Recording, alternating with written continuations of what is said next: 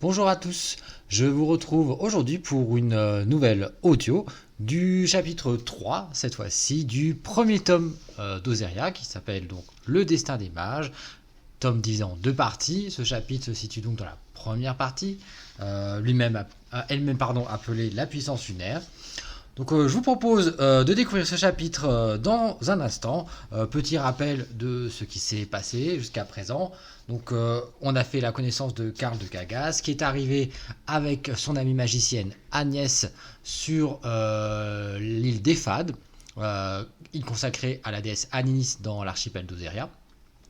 Et ils doivent l'explorer pour y trouver un sanctuaire dans lequel, je vous rappelle, Karl est censé découvrir la puissance lunaire, magie capable de calmer les dieux. Tel est son destin. Voilà un petit peu où on en était. Les deux personnages sont déjà arrivés sur place. Ils ont déjà fait un premier tour en ville dans les chapitres précédents. Et ils décident maintenant de s'écarter un petit peu du centre pour avoir plus d'informations. Parce que jusqu'à présent, ils ont fait chou blanc. Sur ces bonnes paroles, les amis, je vous invite maintenant à écouter la suite. Donc avec ce chapitre 3 qui s'appelle De Vellum aux Stones. Il faisait très chaud en ce premier après-midi que passaient Agnès et Karl sur l'île d'Ephad. À un moment, ils aperçurent une route qui s'éloigna un peu de Vellum. Celle-ci s'enroulait autour de villas qui dominaient l'océan. Ils prirent le parti de rejoindre les falaises au nord de la capitale par cette voie qui serpentait au-dessus de la lagune. Ils espéraient ainsi pouvoir bénéficier de l'air marin qui y circulait sûrement plus librement pour se rafraîchir un peu. Alors qu'ils longeaient avec plaisir la plage de Vellum, un attroupement de personnes en contrebas attira leur attention.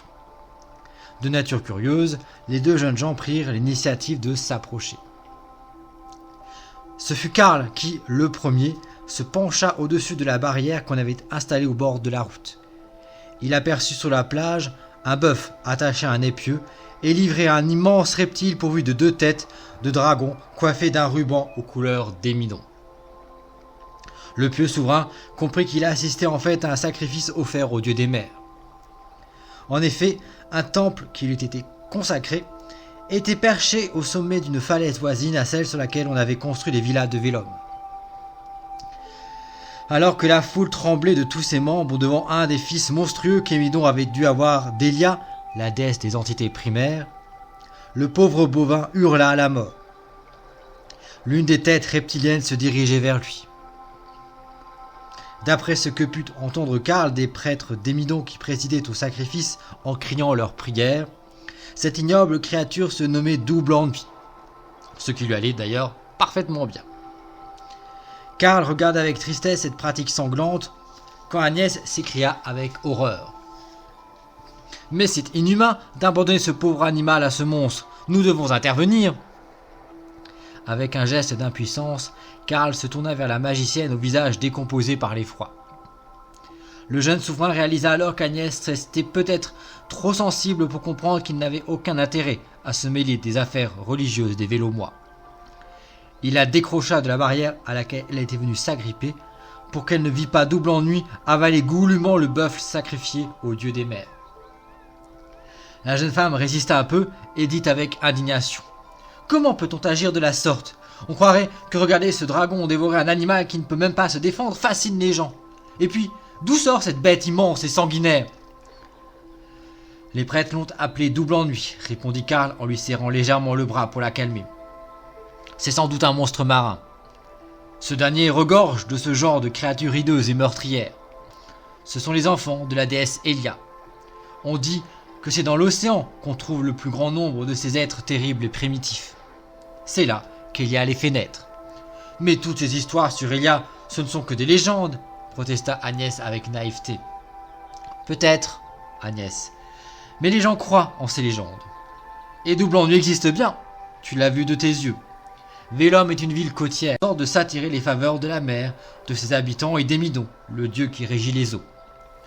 Au-dessus de cette plage, un temple lui est dédié. Pour calmer la fureur de l'Agruquien qui, selon les Vellomois, a envoyé Double Ennui sur leur côte, les prêtres d'Émidon ont dû rapidement demander aux habitants un bœuf sacrificiel pour assouvir la faim du monstre reptilien.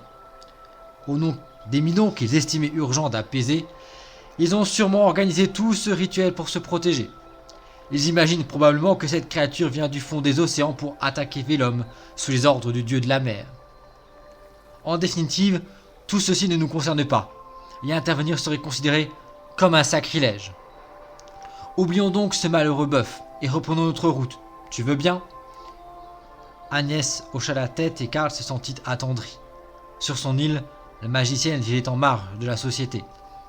C'était pour sortir de cet isolement dans l'ignorance qu'Agnès avait désiré suivre Karl.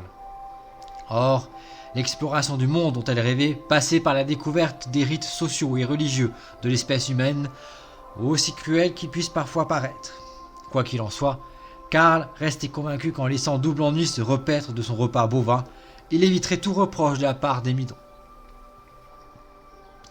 Comme l'épaule de Karl le faisait de moins en moins souffrir et qu'Agnès se sentait dépitée par les us et coutumes de la société, les deux jeunes gens décidèrent de se remettre en route et de s'éloigner de Vélum. Ils s'aventurèrent dans les hauteurs avoisinantes. On va s'arrêter là pour cet audio-ci.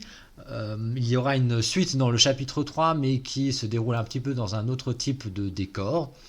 Je vous invite à la découvrir très bientôt. En attendant, j'espère que celle-ci vous aura fait passer un agréable moment, que vous aurez un peu avancé davantage dans les aventures de Karl et pris du plaisir.